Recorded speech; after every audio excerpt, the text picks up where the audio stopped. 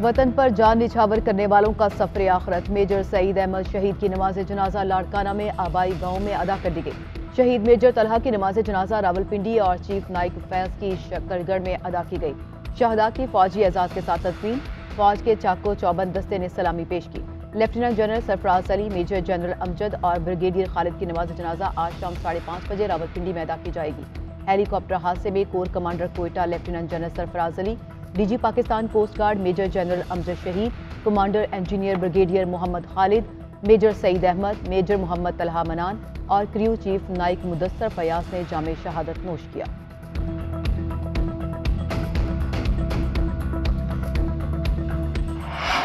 सैलाब में घिरा बलूचिस्तान तबाही की दास्तान बन गया। मजीद 15 अफराद जान से गए। अमवात की तादाद 164 हो गई। 67 मर्द, 43 खवातीन और 54 बच्चे जाँ बहक हुए। 74 अफराद जख्मी हुए। सूबे भर में 13,900 से ज्यादा घर मुकम्मल या जुज़वी तौर पर तबाह हो गए। 670 किलोमीटर पर मुहित 6 शाहराहें शदीद मुतासर हुई। 16 पुल टूटने से कई इलाकों का जमीनी राबता मुनक़ता। ग़ज़ाई किल्लत पैदा हो गई। वबाई अमराज भी फूटने का खदशा। बारिशों से 23,000 से ज्यादा माल मवेशी भी मारे गए। पीडीएमए के मुताबिक मजमूई तौर पर 1,58,000 से ज्यादा ज़रई रकबे को नुकसान पहुंचा। सोलर प्लेट्स, ट्यूबवेल्स और बोरिंग को भी नुकसान। सिबी में दरियाए नाड़ी के सैलाबी रेलों से जमीनी कटाव। वसी रकबे पर फैलाव ज़राई और रिहायशी इलाका दरियाबुर। लसबेला, जाफराबाद, नौशकी, कला सैफुल्लाह में सूरत हाल खराब। लोग इमदाद के मुंतज़िर। कराची के मुख्तलिफ इलाकों में बादल बरस पड़े। खारादर, आई चौधरी रोड समेत मुल्हिका इलाकों में बूंदाबांदी। लाहौर में कोट लखपत, फेरोजपुर रोड और कैनाल रोड समेत मुख्तलिफ इलाकों में मूसलाधार बारिश। महकमा मौसमियात के मुताबिक आज फैसलाबाद, सियालकोट, गुजरांवाला समेत पंजाब के मुख्तलिफ शहरों में बादल बरसेंगे। दीर, चतराल, पेशावर, डीआई खान समेत खैबर पख्तूनख्वा के मुख्तलिफ इलाकों में बारिश मतवक्के। बलूचिस्तान के बेशतर अजला का मौसम मरतूब रहने का इम्कान। गिलगित बल्तिस्तान और कश्मीर में तेज हवाओं और गरज चमक के साथ बादल बरस सकते हैं।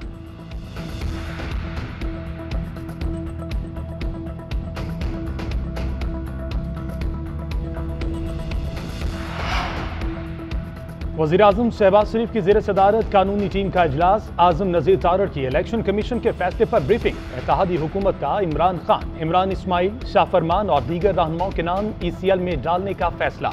तहरीक इंसाफ के खिलाफ सुप्रीम कोर्ट जाएंगे। फुल कोर्ट का मुतालबा किया जाएगा।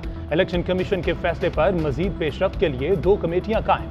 PDM के आज होने वाले इजलास में अपनी सिफारिशात पेश करेंगी। मौलाना फजलुर रहमान ने इमरान खान की नाअहली के लिए कार्रवाई शुरू करने का मशवरा भी दे दिया।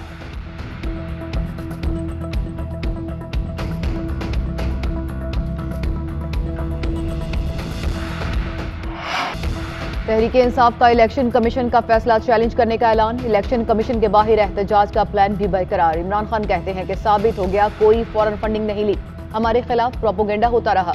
पार्टी रहनुमाओं को फैसले में कानूनी नकाइज को कौम के सामने रखने की हिदायत। PTI रहनुमा असद उमर कहते हैं कि 2 से 3 दिन में इलेक्शन कमीशन के फैसले के खिलाफ इस्लामाबाद हाई कोर्ट में दरखास्त दायर करेंगे। अवाम को समझने की जरूरत है कि ये क्या हो रहा है। पाकिस्तान में इलेक्शन खरीदे जाते हैं, बंद कमरों में बैठकर डीलें की जाती हैं। अवाम बाहर की ताकतों के सामने सर झुकाने और गुलामी को तैयार नहीं है।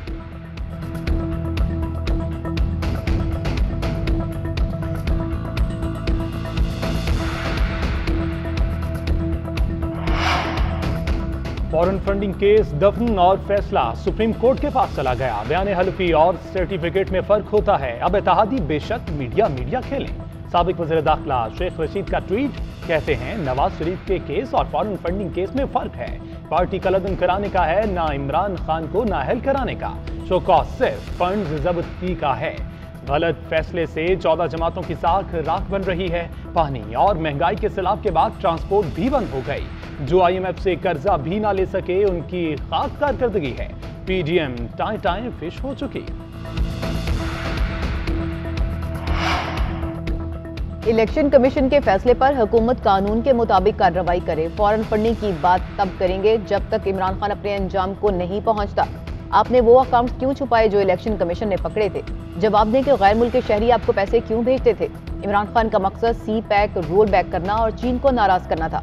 ख्वाजा सादर फीकी चेयरमैन तहरीक इंसाफ वतन की कहा, यह मईशत को वेंटिलेटर पर छोड़ कर गए और अब हर चीज का इल्जाम मुखालिफिन पर लगाते हैं। हमने खुशी से नहीं तकलीफ में हुकूमत का बोझ उठाया। इमरान खान के गुनाह भी हमारे सर आ गए।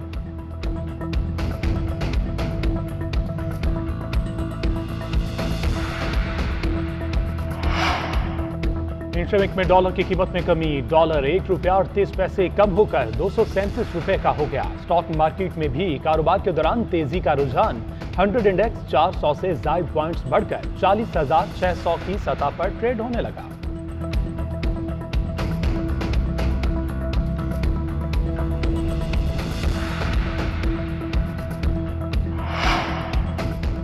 गुज़िश्ता 24 घंटों में कोरोना से 9 अफराद इंतकाल कर गए। एक रोज के दौरान कोरोना के 608 केसेस रिपोर्ट हुए। गुज़िश्ता 24 घंटों में कोरोना के 20,949 टेस्ट किए गए। कौमी इदारा सेहत के मुताबिक मुल्क में कोरोना के मुस्बत केसेस की शरह 3.85% रही। पाकिस्तान में कोरोना के 160 मरीजों की हालत तशवीशनाक है। मुस्बत केसेस की सबसे ज्यादा शरह एबटाबाद में 21.74 रिकॉर्ड की गई। मुजफ्फराबाद में 19.2, लाहौर में 10.4 और इस्लामाबाद में 7.61 तक पहुंच गई।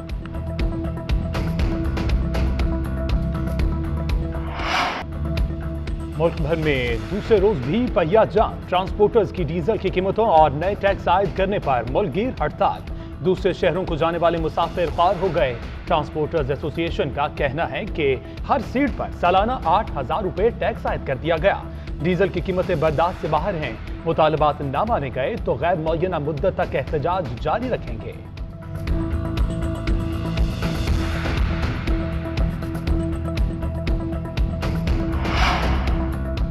नौकरी करें, किसी की गुलामी नहीं। जिनकी गुलामी कर रहे हैं वो वक्त बदलने पर पहचानेंगे भी नहीं। सिंध हाई कोर्ट का एंटी करप्शन हुक्म पर बरहमी का इजहार। हलीम आदिल की एंटी करप्शन की जानिब से गिरफ्तारी के खिलाफ दरख्वास्त पर समाअत के दौरान अदालत ने रिमार्क्स दिए कि जिस मीटिंग में दरख्वास्त गुजार के खिलाफ मुकदमा दर्ज करने की सिफारिश की गई उसकी तफसीलात पेश करें। तफसीली वजूहात और जिन शवाहिद की बुनियाद पर मुकदमा हुआ वो भी पेश की जाए। अदालत ने deputy director anti corruption east और जामशुरू से जवाब तलब कर लिया। हलीम आदिल शेख को गिरफ्तार न करने के हुक्म में इम्तना में तौसी। समाअत 17 अगस्त तक मुलतवी।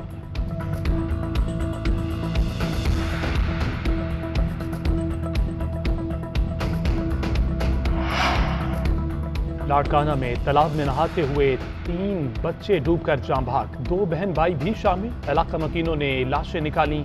मैयतें घर पहुंचने पर कोहराम मच गया। उधर कराची के साहिली मकामात पर दफा 144 नाफिज। नफाज शहर के तमाम साहिली मकामात समेत हब नहर पर भी होगा। कमिश्नर कराची ने नोटिफिकेशन जारी कर दिया। पाबंदी का इतलाक कराची की हदूद में 17 अगस्त तक होगा।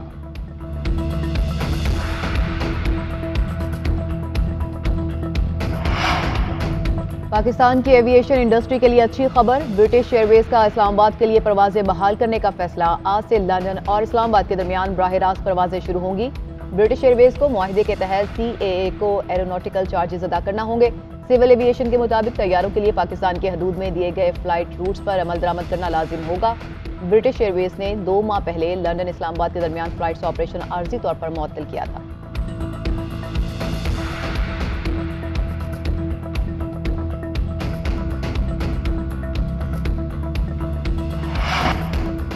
पाकिस्तान का वन चाइना पॉलिसी की हिमायत का अयादा। अबनाए ताइवान की सूरत हाल पर गहरी तशवीश का इजहार। तर्जमान दफ्तर खारजा ने कहा कि पाकिस्तान वन चाइना पॉलिसी की तौसीक करता है। चीन की खुद मुख्तारी और इलाकाई सालमियत की मजबूती का हामी है। बैनुल रियासती ताल्लुकात, बाहमी एहतराम, अंदरूनी मामलात में अदम मुदाखलत, बैनुल अक़वामी कानून और 2 तरफा मुआहिदों के असूलों को बरकरार रखते हुए मसाइल के पुरअमन हल पर मबनी होने चाहिए। पहले ही यूक्रेन तनाज़े के बायस नाजुक सूरत हाल है। दुनिया एक और बहरान की मुतहम्मिल नहीं हो सकती।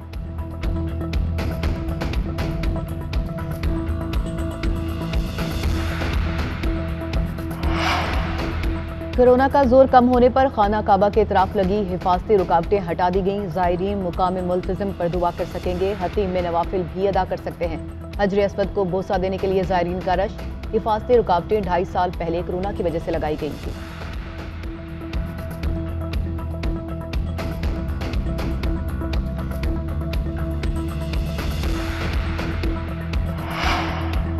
कॉमनवेल्थ गेम्स में पाकिस्तानी खिलाड़ियों का आज भी इम्तिहान। कौमी विमेन टीम का मुकाबला ऑस्ट्रेलिया से होगा। हॉकी में पाकिस्तान स्कॉटलैंड से टकराएगा। Judo, boxing, swimming, badminton, squash और वेट लिफ्टिंग में भी पाकिस्तानी खिलाड़ी इन एक्शन होंगे। जैवलिन थ्रो के इवेंट में पाकिस्तानी एथलीट अरशद नदीम बराह रास्त फाइनल खेलेंगे। ऑस्ट्रेलिया ने कॉमनवेल्थ गेम्स में मेडल्स की सेंचुरी कर ली। तमगों की तादाद 106 हो गई।